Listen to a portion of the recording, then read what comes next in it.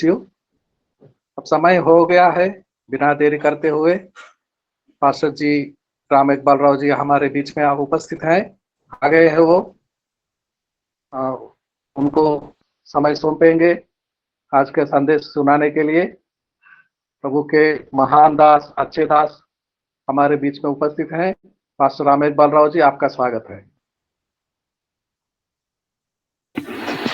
आप सभी की जय मसीह की। इस सुंदर समय के लिए, सौभाग्य के लिए, इस अवसर के लिए कि परमेश्वर ने आज हमको मौका दिया।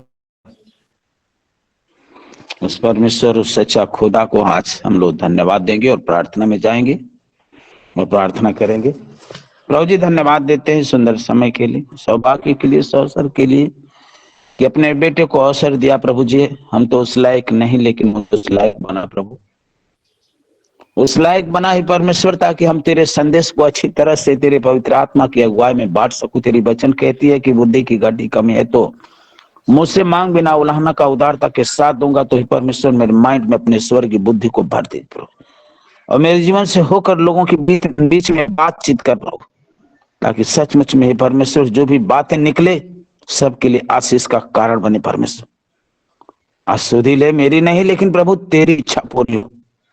आज मेरे अंदर तेरी सामर्थ, तेरी उपस्थिति, तेरा नाम और तेरी आवाज मेरे अंदर से होकर बोलने पाए और तेरे नाम की बढ़ाई हो। दया करी प्रभु जी, मेरी नहीं तेरी इच्छा पूरी। हम कहते आप बड़े ब्लेसिंग के लिए, आशीष देने के लिए धन्यवाद देते।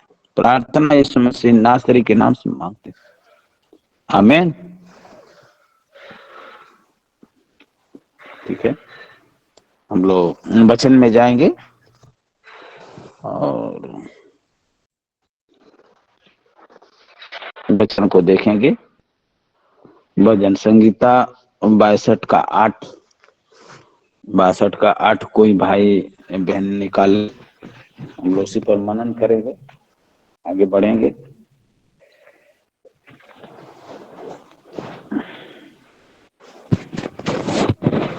और उस परमेश्वर को धन्यवाद देंगे। हे लोगों, हर समय उस पर भरोसा रखो, उससे अपने अपने मन की बातें खोल कर कहो, परमेश्वर हमारा शरण स्थान है। आमीन आमीन। God bless you. प्रभु आपको स्वस्थ रखे, आनंदित रखे। वहां देखिए वचन कहती है, परमेश्वर आपसे वचन से बातें कर रहा है कि हे लोगों, हर समय उस पर भरोसा रखो और उससे अपने अपने मन की बातें खोलकर कहो, और परमेश्वर हमारा शरण स्थान है। बातें खोलकर कहो। आज हम हर समय अंगीकार करने की जरूरत है कि यीशु मेरे साथ है और यीशु मेरे सारे दुख को आनंद में बदलेगा। आप अंगीकार करने की जरूरत है कि आपका दुख आनंद में बदला जाएगा।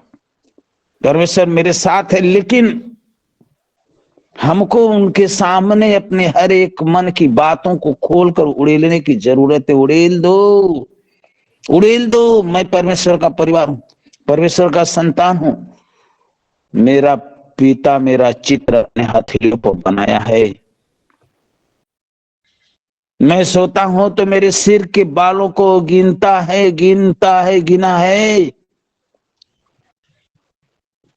हमारा परमेश्वर अपने इकलौते पुत्र का बलिदान दिया है। आज हमको अपने आप को अंगीकार करने की जरूरत है। हर समय अंगीकार करिए कि मेरा पिता मेरा चित्र अपने हथेलियों पर बना रखा है। परमेश्वर अपने इकलौते पुत्र का बलिदान दे दिया है। तुम हर बात में उड़े लोग अंगीकार करिए, कहिए, आप कहिए कि हमारा दुख सब आनंद में बदल देगा। यीशु मेरे साथ है, यीशु की सामर्थ्य मेरे अंदर है। यीशु ने हम लोगों के लिए कुर्बान हो गया। आप उड़ेले की जरूरत है। परमेश्वर खोल के अपने बातों को कहना है कि परमेश्वर हमारा शरण स्थान है। मन की बातों को खोलना है, उड़ेलना है। जैसे हमारा सच्चा मित्र है, चाहे कोई हमारी सहेली है, तो क्या होता है, हम अपने दिल की बातों को, उससे बहुत जिससे लगा होता है प्रियो, अपने दिल की बातें एक दूसरे से कहते हैं। अपने घर के जो परिवार से नहीं कह पाते हैं, लेकिन जो हमारा मित्र है, सके संबंधी जो है, खास सहेली है, उससे दिल की बातों को हम कहते हैं। आज हमारा सबसे सच्चा मित्र वह यीशु मसीह है।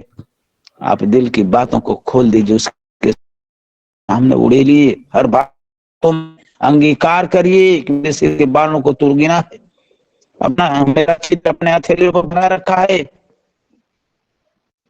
तूने से अकलौते पुत्र का बलिदान दिया, मेरे लिए बलिदान हो गया यीशु मसीह। यिर्मयाह 29:11 पढ़िए। क्या हम क्या है, हम नहीं कर पाते, नहीं कर पाते, बीमारी में आते हैं, समस्या में आते हैं, उलझ जाते हैं प्रियो। कुछ दिन प्रभु विश्वास करते हैं, हमारे भाई बहन लोग एक्सपायर हो जाते हैं, प्रभु को छोड़ भी देते हैं, लेकिन वो अपने आप को अंगीकार नहीं कर, समझ नहीं पाते हैं कि हम कौन हैं, हम कौन हैं, हम कहाँ हैं, हम क्या कर रहे हैं, हम किस प्लेटफॉर्म पर चल रहे हैं। हमको अपने आप को हम महसूस नहीं कर पाते। समस्या में हो जाते हैं, बीमारियां में होते हैं, तो उलझने में हो जाते हैं, उलझ जाते हैं, लेकिन उलझना नहीं हमको। यिर्मयाह 29:11 पढ़िए। क्या लिखा है? क्योंकि यहोवा की यह वाणी है कि जो कल्पनाएं मैं तुम्हारे विषय करता हूं उन्हें मैं जानता हूं, वे हानि की नहीं वरन कुशल ही की है, और अंत में हालेलुया, पूरी करूंगा। आमीन, आमीन, आमीन, आमीन। देखिए, वहां परमेश्वर उस योजना को जानता है, तेरे लिए जो रचा है वो जानता है। वो हानि के लिए नहीं है, वो कुशल के लिए है। बीमारी आई तो कुशल के लिए है।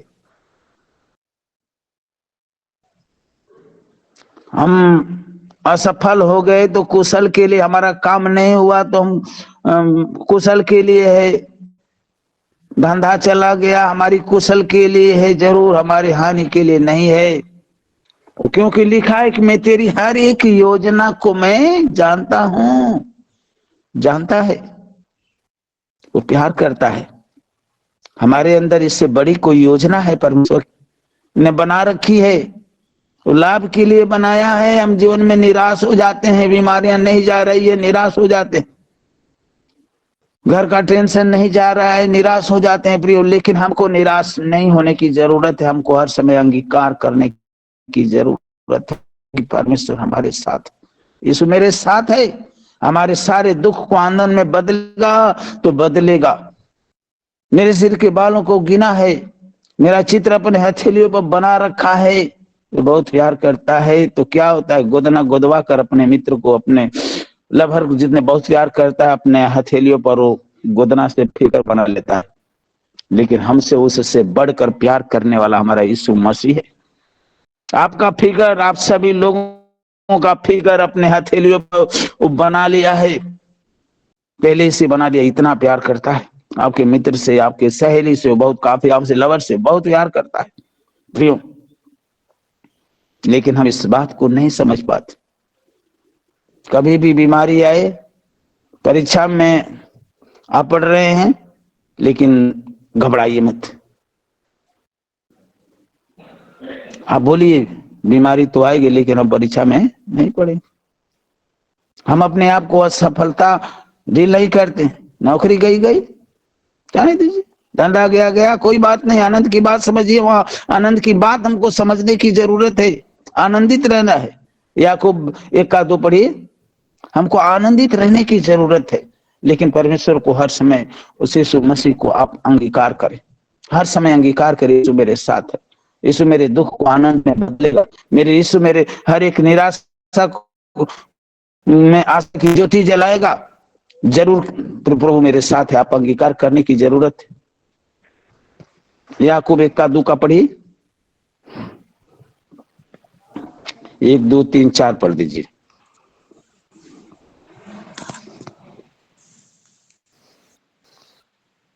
परमेश्वर के और प्रभु यीशु मसीह के दास याकूब की ओर से उन 12 गोत्रों को जो तितर बितर। नहीं 4 2 से पढ़िए। हे मेरे भाइयों, जब तुम नाना प्रकार की परीक्षाओं में पड़ो तो इसको पूरे आनंद की बात समझो, यह जानकर कि तुम्हारे विश्वास के परखे जाने से धीरज उत्पन्न होता है, पर धीरज को अपना पूरा काम करने दो कि तुम पूरे और सिद्ध हो जाओ और तुम में किसी बात की घटी न रहे। आमीन। हालेलुया।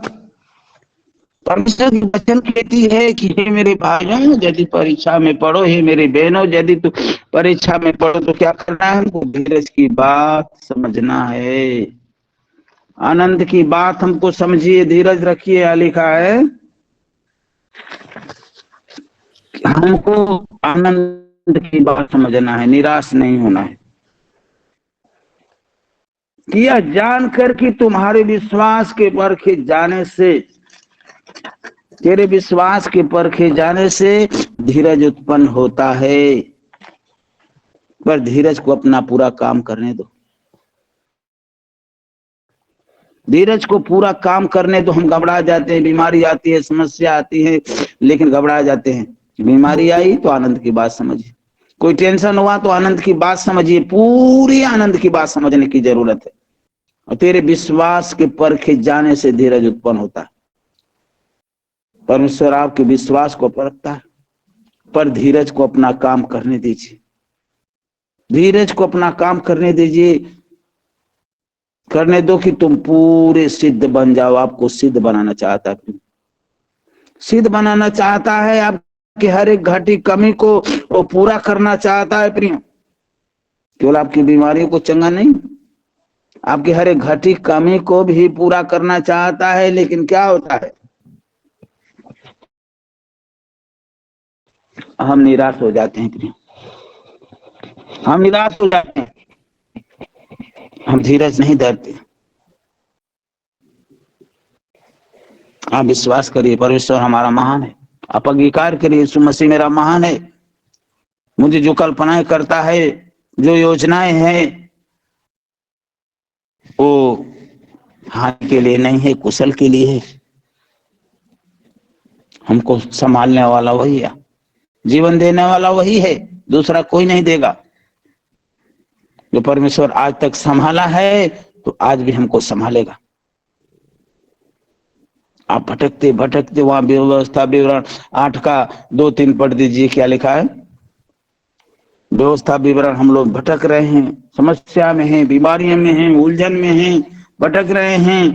कभी कभी जीवन में निराश भी हो जाते हैं प्रियो, लेकिन हमको निराश होने की जरूरत नहीं है। हम व्यवस्था विवरण को देखेंगे, 8 का 2 3 पढ़ेंगे।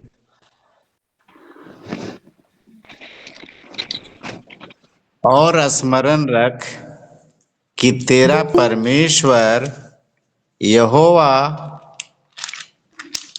उन 40 वर्षों में तुझे सारे जंगल के मार्ग में से इसलिए ले आया है कि वह तुझे नम्र बनाए और तेरी परीक्षा करके यह जान ले कि तेरे मन में क्या क्या है, और कि तू उसकी आज्ञाओं का पालन करेगा या नहीं। हालेलुया। हालेलुया। यहाँ देखिए वह क्या चाहता है। वहां इसराइलियों के समय, वहां 40 वर्षों में वहां लिखा है कि तुझे संसार के जंगल के मार्ग में से इसलिए ले आए कि तुझे नम्र बनाए और तेरी परीक्षा करके वो जान ले कि तेरे मन में क्या क्या है। परीक्षा करके जानना चाहता है, आपसे प्यार करता है, आपकी हर एक दिल की बातों को जानना चाहता है। लेकिन हम अपने आप को उड़ेल नहीं पाते हैं, क्यों? अंगीकार नहीं कर पाते हैं। वहां लिखा है कि तू उसकी आज्ञाओं का पालन करेगा या नहीं। परमेश्वर चाहता है पालन करेगा कि नहीं। इसी से आज हम समस्या में थोड़ा सा बीमारियां आती है तो हम क्या लाभ के लिए आता है, कुशल के लिए आता, हानि के लिए नहीं आता। तीसरा पद पढ़िए सर, इसमें क्या लिखा है? उसने तुझको नम्र बनाया और भूखा भी होने दिया। फिर वह मन्ना जिसे न तू और न तेरे पुरखा ही जानते थे, वही तुझको खिलाया, इसलिए कि वह तुझको सिखाए कि मनुष्य केवल रोटी ही से नहीं जीवित रहता, परंतु जो जो वचन यहोवा के मुंह से निकलते हैं उन ही से वह जीवित रहता है। आमीन आमीन। हालेलुया। वो सिखाना चाहता, तुझे नम्र बनाना चाहता है।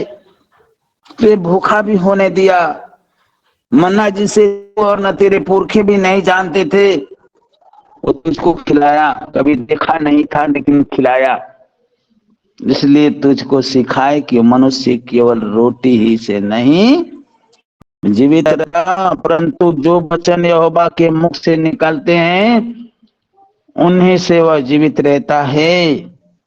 जो निकलते हैं डेली बाय डेली, हम परमेश्वर की वचन के द्वारा जब हम पढ़ते हैं, मनन करते हैं, तो हम जीवित रहते हैं, संगति करते हैं, हम जीवित रहते हैं। केवल रोटी से हमको सिखा रहा है परमेश्वर की वचन, हमको ये सिखा रहा है, अपने आप को हमको नम्र बनाना चाहता है।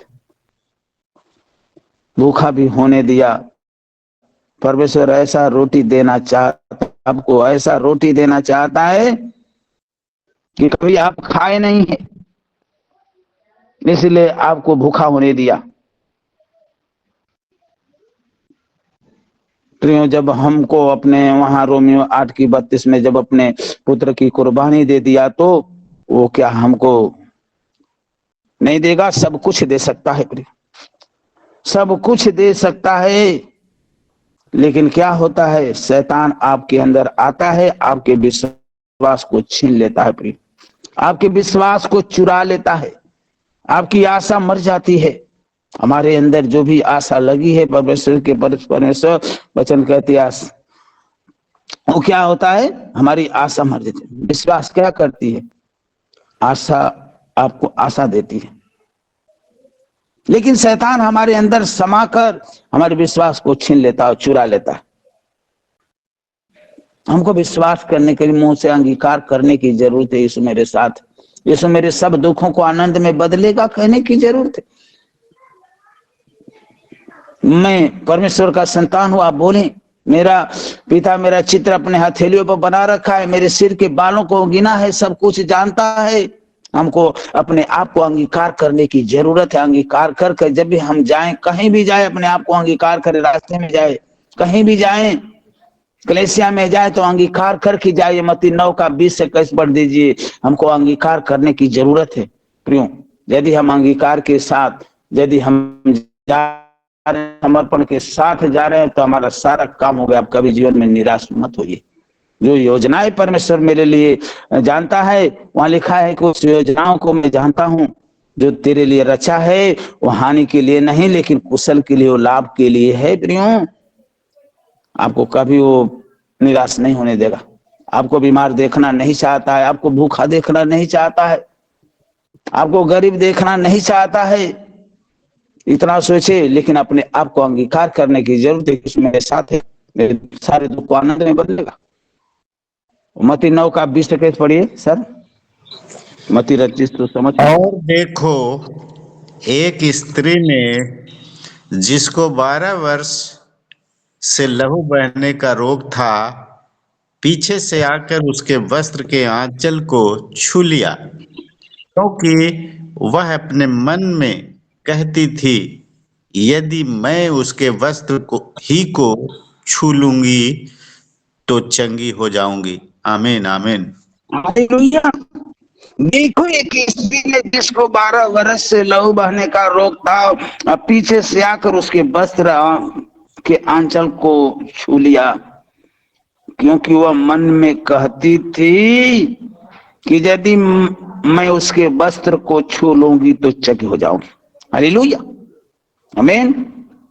देखिए वहां वो अपने आप को अंगीकार करती हुई, अपने मन में अंगीकार करती हुई गई। वो जानती थी, यीशु मसीह को पहले से जानती थी, विश्वास करती थी। लेकिन जिस दिन से वो अंगीकार कर ली प्रियो, जिस दिन से मन में अंगीकार करती हुई कि मैं उसके वस्त्र ही को छू लूंगी तो चंगी हो जाऊंगी। आमीन। दुआ करने की जरूरत नहीं है, लिखा है कि वस्त्र ही को छू लूंगी तो चंगी हो जाऊंगी। प्रियो, लेकिन हम क्या करते हैं, हम अंगीकार नहीं कर पाते। अंगीकार करते हुए हम कलीसिया में नहीं जाते, प्रार्थना करते हुए हम कलीसिया के अंदर नहीं प्रवेश करते। हमारी बहन लोग जल्दी जल्दी मेरे यहाँ खेती में काम करते हुए तुरंत चल देती है, नहीं कि हम प्रार्थना, 1 मिनट प्रार्थना करें, अंगीकार करें। भाई लोग अंगीकार करें, जैसे आकर कलीसिया में उसी तरफ बैठ जाते हैं। लेकिन आज हमको अंगीकार करने की जरूरत है प्रियो, अंगीकार करिए।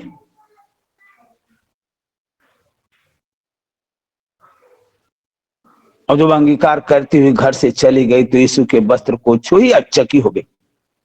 आप भी, जब भी हम भी आते हैं तो अंगीकार करते हुए, हमारे भाई लोग बहन लोग जब भी आते हैं कलीसिया के अंदर तो अंगीकार करते हुए यीशु के कलीसिया भवन के अंदर आए और तुरंत वो चंगे होंगे।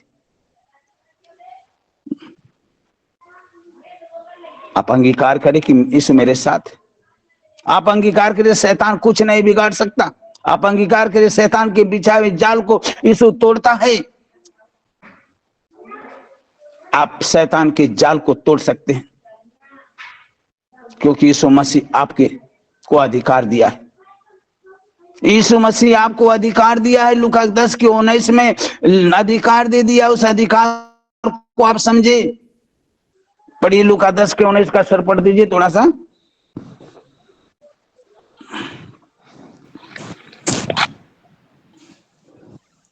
देखो, मैंने तुम्हें सांपों और बिच्छुओं को रौंदने का और शत्रु की सारी सामर्थ पे अधिकार दिया है, और किसी वस्तु से तुम्हें कुछ हानि न होगी। आमीन, आमीन। हालेलुया। यानी हम अंगीकार करें, शत्रु की सारी सामर्थ पर यीशु ने अधिकार दे दिया है। अंगीकार करिए, मुझे किसी वस्तु से हानि नहीं होगी, कोई बीमारी से हानि नहीं होगी, कोई शैतान से, दुष्ट आत्मा से कोई हानि नहीं होगी, कोई समस्या से मुझे हानि नहीं होगी। आप अंगीकार करिए, मुंह से बोलिए कि यीशु मेरे साथ है। लेकिन प्रियो, हम अंगीकार नहीं कर पाते, हम डर जाते हैं। प्रभु कहता है कि मत डर, यशायाह 41:10 में गया, मैं तेरे संग हूं, इधर उधर मत ताक, मैं तेरा परमेश्वर तुझे दृढ़ करूंगा, तेरी सहायता करूंगा और अपने घर में दाहिने हाथों से संभाल कर लेकर चलूंगा। प्रभु आपको संभाल कर लेकर चलेगा, आपके साथ है। अंगीकार करिए, अंगीकार करिए। लेकिन अंगीकार नहीं करते। अंगीकार करिए कि यीशु की सामर्थ्य मेरे अंदर है। अंगीकार करिए। आप उस अंगीकार करने की जरूरत है हमको। अंगीकार करिए, मुंह से बोलिए कि शैतान कुछ नहीं बिगाड़ पाएगा। शैतान के बिछाए हुए जाल को हम तोड़ सकते हैं, तोड़ देंगे। लेकिन प्रियो, आज हमको अंगीकार कर कर चलने की जरूरत है। अंगीकार करिए या कि परमेश्वर हमको शैतान की पूरे शक्ति पर अधिकार दे दिया है। कुछ भी हानि नहीं होगा, कोई बिगाड़ने वाला शैतान हमको बिगाड़ नहीं सकता। लेकिन प्रियो, हम जब भी निराश हो जाते हैं, हन्ना बाज थी, लेकिन परमेश्वर ने उसके कोख को बंद कर दी। वहां भी परमेश्वर की योजना थी, जो योजना थी उसके हानि के लिए नहीं, लाभ के लिए थी। रोती थी, बिलखती थी, पन्ना उसको चाहती थी। हन्ना को पता नहीं था कि बच्चा क्यों चाहिए, पता नहीं था बच्चा क्यों चाहिए। हन्ना के मन में क्या पैदा हुआ कि परमेश्वर ने उसके कोख को खोल दिया। जब उसको पता चल गया मुझे बच्चा दे कि मैं तेरे समर्पित कर दूंगा, तो परमेश्वर सचमुच में उसके कोख को खोल दिया। हमको पता नहीं है। हम भी मांगते हैं लेकिन हमको पता नहीं किस लिए हम मांगते हैं, क्या हमको करना है, लेकिन उसको पता नहीं था। वो मांगते थे, कोख बंद कर दिया था परमेश्वर। योजना उसके लाभ के लिए थी, हानि के लिए नहीं थी। लेकिन जब वो परमेश्वर से कहने लगी कि मुझे बच्चा दे दे कि मैं तेरे लिए, जब वो कहती थी कि मुझे बच्चा दे दे कि मैं उस पनीना को दिखा दूं, लेकिन परमेश्वर नहीं को खोलता था। लेकिन जब कहने लगी कि मुझे बच्चा दे दी कि मैं तेरे लिए समर्पित कर दूंगा, तो सचमुच में परमेश्वर ने उसके को खोल दिया, उसको बेटा दे दिया। तो हमको जब भी है तो हम प्रभु की काम के लिए हमको मांगने की जरूरत, हमको पता होना चाहिए कि हम किस लिए मांग रहे हैं। धन मांग रहे हैं तो किसके लिए मांग रहे हैं, सामर्थ्य मांग रहे हैं तो किसके लिए मांग, किस काम के लिए मांग रहे हैं। परमेश्वर के काम के लिए समर्पित होइए, अंगीकार करिए, कहिए प्रभु मुझे कुछ नहीं चाहिए, धन दौलत रुपया पैसा कुछ नहीं है, परमेश्वर तू चाहिए, तू चाहिए। आप बोले तू चाहिए, लेकिन सब कुछ प्रभु है, देने वाला वो है। जब प्रभु है, हमको फल नहीं चाहिए, हमको पेड़ चाहिए। आप अंगीकार करिए कि हमको पेड़ चाहिए, वो जीवन का वृक्ष चाहिए, वो दाखलता चाहिए। उसने कहा कि मैं दाखलता हूं, तुम लोग डाली हो, मुझ में बने रहोगे तो बहुत फल लाओगे, मुझसे अलग होकर कुछ नहीं करोगे। लेकिन प्रियो, आज हमको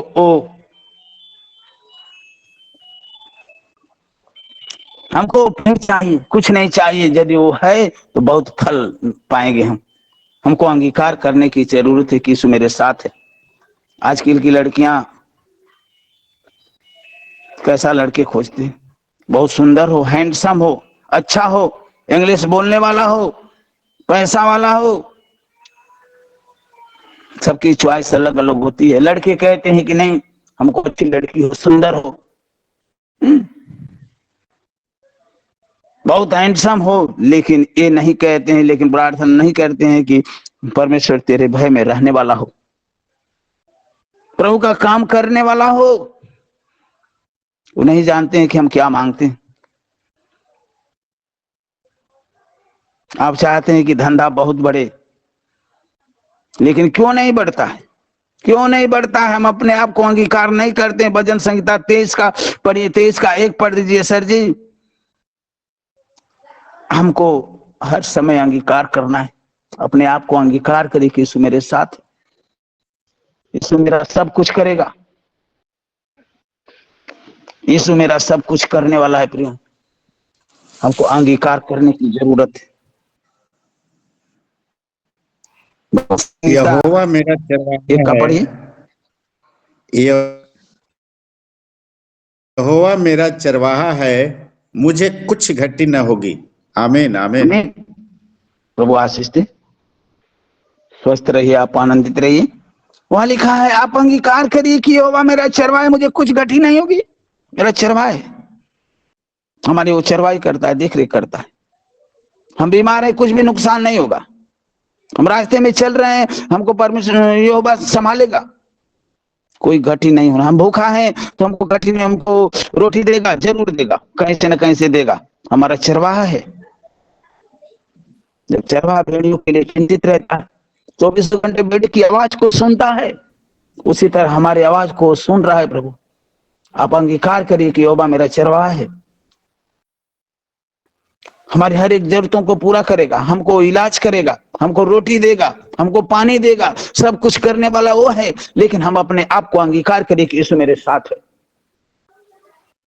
यीशु मेरे सारे दुख को आनंद में बदलेगा, हमारे यीशु हमारी गरीबी को दूर करेगा, हमारी टेंशन को दूर करेगा, समस्याओं को दूर करेगा। हमको कहने की जरूरत है प्रिय, अंगीकार करने की जरूरत है हर समय। जिसके जीवन में आशा होती है, परमेश्वर उसके जीवन में काम करता है। आपका विश्वास आपको आशा देती है, आप विश्वास करें। विश्वास आशा की हुई वस्तुओं का निश्चय, और परमेश्वर वो करता है।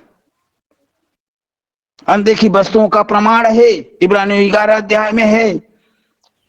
आशा की हुई वस्तुओं का निश्चय, अनदेखी वस्तुओं का प्रमाण, जिसको हम देख नहीं सकते हो परमेश्वर हमारा अंधकार में काम नहीं करता, हो ज्योति में काम करने वाला है। प्रियो, अपने आप को अंगीकार करने की जरूरत है। उसी में का 6 पद पढ़ दीजिए, 23 का 6।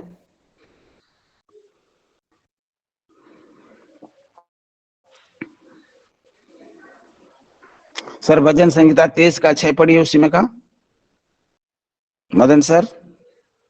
जी सर, जी सर, जी सर। निश्चय भलाई और करुणा जीवन भर मेरे साथ साथ बनी रहेंगी और मैं यहोवा के धाम में सर्वदा वास करूंगा। आमीन, आमीन। Hallelujah, hallelujah. भजन संहिता 23 की 6 में है कि निश्चय, निश्चय भलाई और करुणा सर्वदा मेरे साथ बनी रहेगी। इतना सोच लीजिए, यदि हम प्रभु को हमेशा मुंह से अंगीकार कर रहे हैं, प्रभु मेरे साथ है, मुझे कोई घटी न होगी, परमेश्वर हमारे घटी को पूरा करेगा। अपना चित्र हथेलियों पर बना रखा है। प्रियो, सचमुच में परमेश्वर आपके जीवन में काम करेगा।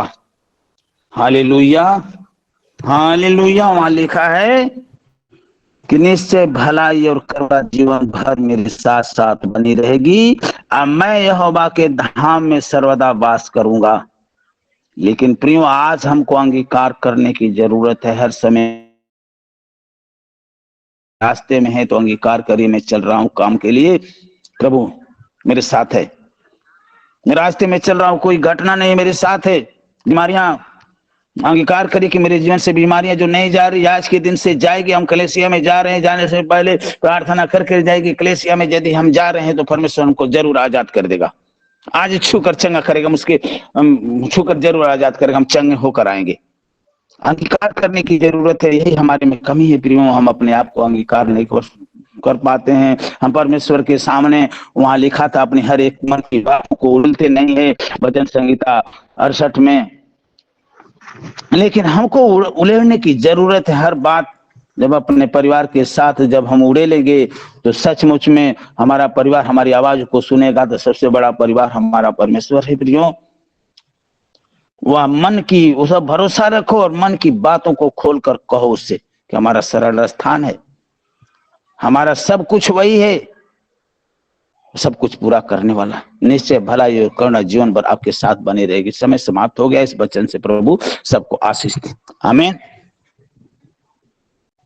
आमीन, आमीन, आमीन, आमीन। बहुत ही सुंदर संदेश को सुना हमने। विश्वास के परखे जाने पर धीरज उत्पन्न होता है, और धीरज के साथ हम ये कह सकते हैं, यहोवा चरवाहा मेरा, कोई गति कमी मेरा नहीं, सब कुछ संभालने वाला वो है, पल पल हर दिन चलाने वाला वो है। निर्भर करते हैं उस पर, परम प्रधान पर। अब समय है, साजन कोसी सर सामने आएंगे, 2-3 बहुत मूल्य शब्दों को बोलेंगे और आखिरी प्रार्थना में चलाएंगे। Sajan Koshy sir. Praise the Lord, praise the Lord. धन्यवाद प्रभु। पवित्र दास ने बड़ी दृढ़ता और प्रबलता के साथ जिन बातों को रखा, धन्यवाद प्रभु, धन्यवाद प्रभु। बीते कई दिनों से मैं रोमियो की बात कह रहा था, उसमें भी अंत में मैं वही बोलता था कि कनान की दौड़, और वो 40 साल क्या क्या हमें प्रभु सिखाने के लिए जिन दिन रास्तों से गुजारा, उन्हें दे पिता हम उन गहरी बातों को जान पाए। धन्यवाद। धन्यवाद, धन्यवाद। इस उपलक्ष्य में मैं थोड़ी सी बात रखता हूं अपना, जो मैं पढ़ भी देता हूं और पिछले दिनों में मैं बोला भी हूं। रोमियो 1-2, रोमियो 6-7, 11-12-13 हमारे जीवन का एक निष्कर्ष है। उसी निष्कर्ष को मैं सोच रहा हूं थोड़ा पढ़ के, क्योंकि समय है, और 1 मिनट लेता हूं मैं। रोमियो 12:1-2 तक। इसलिए हे भाइयों, मैं तुमसे परमेश्वर की दया स्मरण दिलाकर विनती करता हूं कि अपने शरीरों को जीवित और पवित्र और परमेश्वर को भावता हुआ बलिदान करके चढ़ाओ। यही तुम्हारी आत्मिक सेवा है। इस संसार के सदृश ना बनो, परंतु तुम्हारे मन के नए हो जाने से तुम्हारा चाल चलन भी बदलता जाए, जिससे तुम परमेश्वर की भली और भावती और सिद्ध इच्छा अनुभव से मालूम करते रहो। धन्यवाद प्रभु का। आइए हम छोटी सी प्रार्थना कर रहे। धन्यवाद प्रभु, गहन विचार से तमाम बातों को हमें चिताता सिखाता है कि हम क्या हैं और क्यों हैं और हमें कैसे होना चाहिए। हर एक का चित्रांकन, हम दूसरों से सीखने की भी आवश्यकता नहीं है। मेरे अंदाज से अगर हम वचन को पढ़ते रहें, निरंतर हम समझते, समझ में, बुद्धि में, ज्ञान में निरंतर बढ़ते जाएंगे और वचन की गूढ़ बातों को जानने के बाद हम उस ओमनी प्रेजेंस, जिसका हिंदी है सर्वव्यापी, वो कौन होगा, कैसे होगा, इन सब बातों का उदाहरण हमें वचन सिखाता है, बताता है। इन बातों को हम समझ पाए कि हम कैसी आपकी योग्यता में अपने आप को सिद्ध और पवित्र बना सकते हैं। प्रभु हमें आशीषित कर, हम समझ पाए और आपकी महिमा के योग्य स्थिर रह पाए। प्रार्थना को प्यारे प्रभु यीशु मसीह के नाम से मांगते, आमीन, आमीन, आमीन, आमीन, आमीन। धन्यवाद देते हैं साजन कोसी सर आपको। आपके परिवार सदा सुखी रहे, आनंदित रहे। God bless you. अब समय हो गया है वोट ऑफ थैंक्स को सुनने। कोलकाता से हमारी बेटी तैयार खड़ी है, ज्योति हरी, सामने आए, वोट ऑफ थैंक्स को सुनाए। जी सर, सभी को जय मसीह। धन्यवाद देते प्रार्थना के लिए विश्वनाथ प्रसाद सर को,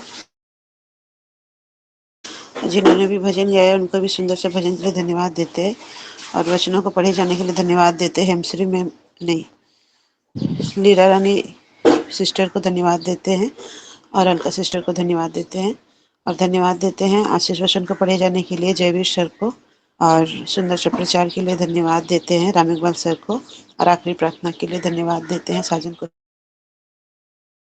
सर को, धनराज सर, उनकी पूरी टीम को धन्यवाद। जय मसीह।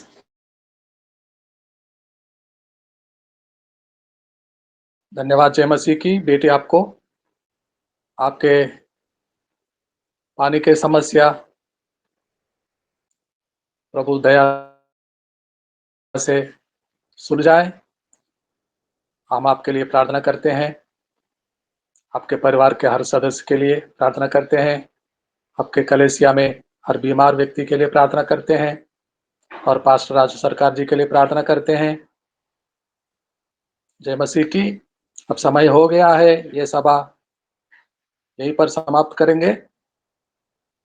पास्टर राम इकबाल राव जी से आशीषों को लेंगे। पास्टर राम इकबाल राव जी आइए, आप आशीषों को सुनाइए। अब हमारे परमेश्वर का प्रेम, प्रभु यीशु मसीह, पवित्र आत्मा की संगति, सहभागिता हर एक के साथ, के साथ, देश के तमाम विश्वासियों के साथ, इस्राएल के 12 गोत्रों के साथ, आपसे लेकर प्रभु की द्वितीय आगमन तक, युगानुयुग तक बनी रहे। आमीन, आमीन, आमीन।